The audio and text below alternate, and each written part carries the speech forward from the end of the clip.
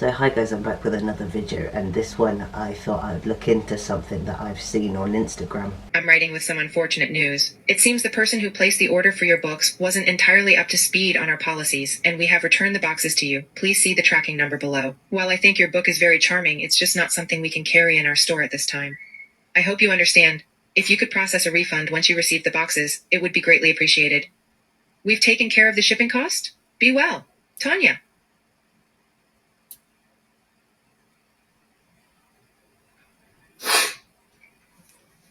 And obviously it's a book ban, and I just wanted to understand what this is about, so we're going to have a look into it. I was aware of these people from their Instagram page, but I didn't know that they had a YouTube channel, so I went and looked at it, and they've done a video about the book ban and explained it all, so that's what we're going to look at today.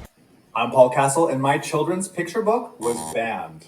Let's talk about it. It's so completely stupid, I don't understand it. Why would you ban a book? Okay, so first a little backstory. I wrote and illustrated my first children's book called The Pengrooms back in 2022. Here it is. Take a look. This is a book that I wrote and illustrated inspired by my wedding to my husband, Mathew.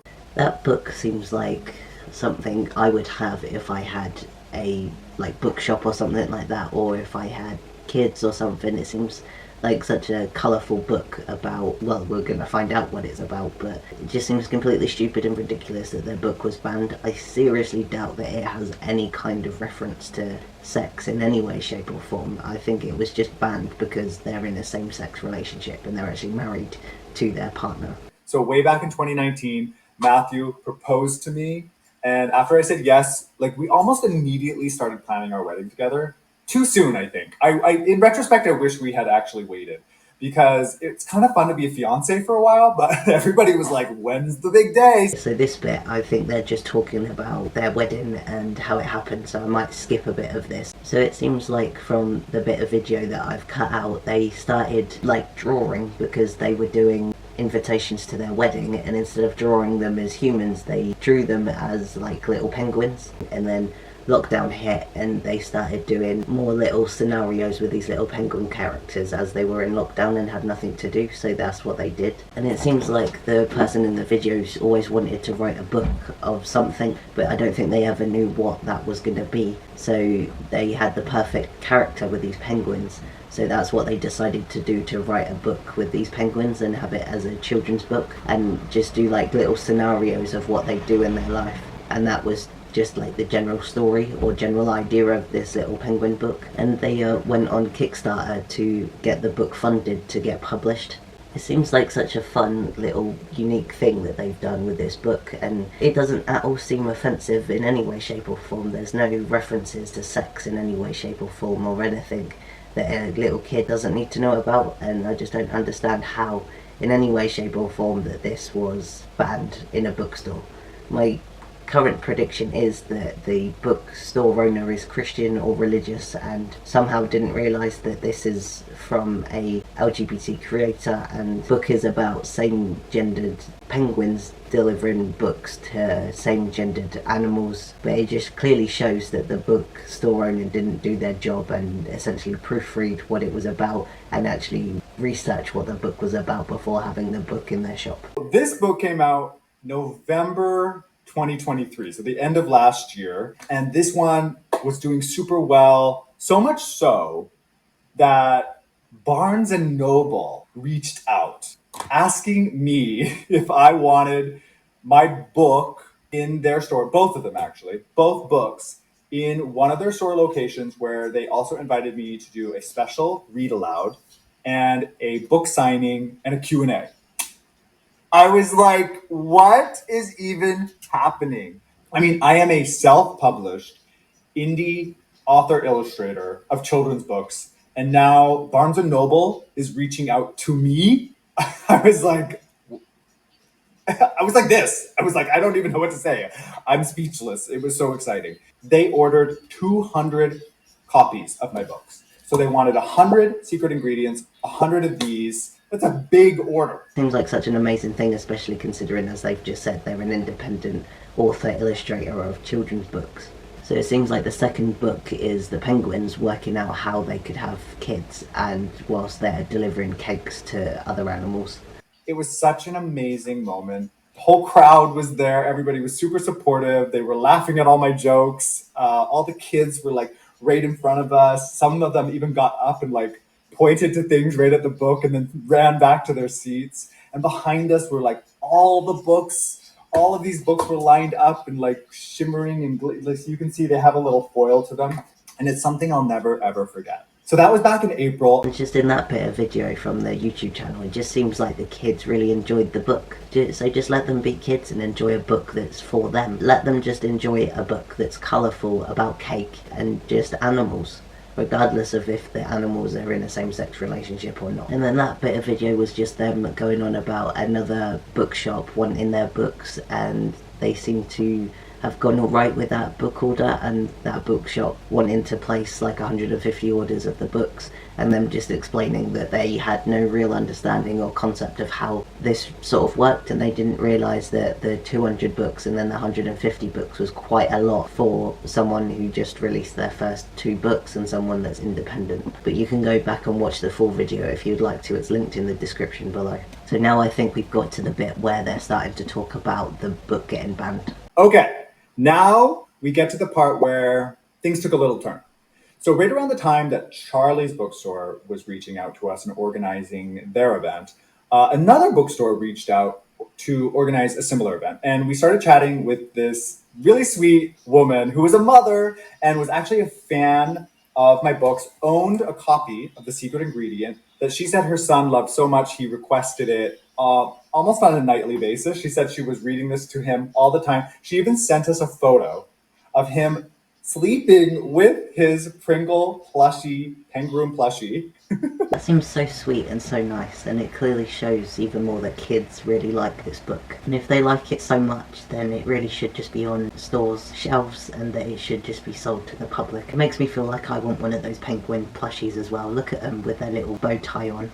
And that, again, is just one of those surreal, mind-bending moments. I'm just like, my heart is so full. So this bookstore, they wanted 100 copies of just The Secret Ingredient and 100 of the Penguin plushies that they were going to turn into a display in their shop ahead of my arrival. And I was going to do the book signing, the reading, the Q&A, the whole thing. What I don't get about that bit is why they only wanted 100 of one book. Maybe it could be to do with the fact that they wanted to see how well it sold, but I would have done 50-50, 50 of one book for 50 of the other book, and then a few of the plushie toys to go with it. And like the display in the store, I would say you need both of them, both of the books and a few of the plushies, and even more so if he's going to be there in person doing a reading and a signing as well. It just makes sense to have both of them, in my opinion. So we packed up those things and we shipped them off to the store ahead of time, just as we had done for Barnes & Noble and Charlie's books. A few days went by and I checked the tracking number to see if the boxes had arrived, and they had.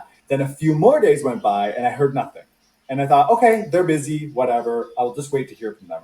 After about a week, I decided to reach out just to say, hey, did the boxes arrive in one piece? Is everything okay? Finally, 4 days after sending out that email, I received an email from a different employee at the bookstore, somebody who I'd never heard from before, I had no contact with. We were only talking to the one person, the fan that had reached out initially. And this email was very different. It felt very different. It was lacking the warmth of the interactions I'd had before. And that was the email that I shared publicly in a video that later went viral. My screen reader was reading the email to me. And as many of you saw, I was reacting to that in real time. The email said, I'm writing with some unfortunate news. It seems that the person who placed the order for your books, that other employee, was not entirely up to speed on our policies, and we're returning the books. It's just so bad in every way, shape or form. This person who had the book already and was reading it to her son and then got it into the bookstore, and then someone else from the bookstore just decides to reverse the order. To you. So obviously I called the store and asked to speak to my original contact. And that's when I was told that she no longer worked for the company. Another shock. I asked, where did she go? Did she leave? Like, she was organizing this whole event with us, and she declined to answer. Then I pressed her on the policies because I really wanted to understand. And That's also suspicious when they decline to answer whether or not the event is still there and the person is still there as well. maybe just squelch my suspicion about what these so-called policies were. That was definitely the right thing to do, to press them on the policies and to get answers, really. No matter if you're a small independent writer or someone that's massive in writing. And that is when she said to me, the message of the book doesn't align with the bookstore. Now that doesn't make sense in any way, shape or form. It's literally just penguins delivering cakes to other animals in a completely and utterly fictional world. I don't get it, I don't understand it at all. This book message here is really just about love, creativity, courage, patience. It's just a celebration of families. And yeah, that is the only thing that it should be about. And the only thing that I suspect was the so-called message that didn't align would have been the inclusion of different types of families, families with two moms and families with two dads. It's really the only thing the book contains that a certain subset of people would find objectionable. It's literally just a book for kids that is just, as they've said, inclusive of other families, different families, and it's just creative and it's colourful, but I can already see that it is such an amazing book for kids to have. It's colourful, it is exactly what they want. And at that other book show, they completely and utterly saw the fact that kids were loving this book. So why can't they just have this book in their store for people to buy for their kids? It's just sick and twisted to me. But I have long been a believer in making lemonade from lemons. This is how I've always lived my life. I was told that I was going blind at age 16, and I had a dream of being a visual storyteller. I knew as a teenager that you have to take life's blows and turn them into something that works for you. That is Why can't you just let people do what they've always wanted to do? They've obviously wanted to be a visual storyteller. They've finally done it and have two books that are quite visual because of all the colours and all the details in the illustrations and that they've finally been able to do what they want to do, but then they've got this book ban for completely and utterly ridiculous reasons. That's why I chose to immediately pivot and share the story of my book in the face of this discrimination and share it with people who I believe would really want the book. That is completely and utterly justified in my opinion. They should have done that, and that's what they've done, and they've obviously got the story out and the message out. So the last part of the video is them going into book banning and how it happens, and that small individual bookstores can ban books regardless, basically, because it's their bookshop, they're independent, they can do whatever it is that they want to do, and it also applies to independent writers as well. And that's literally just because of whatever the bookstore owner wants to do, essentially, from my take of it.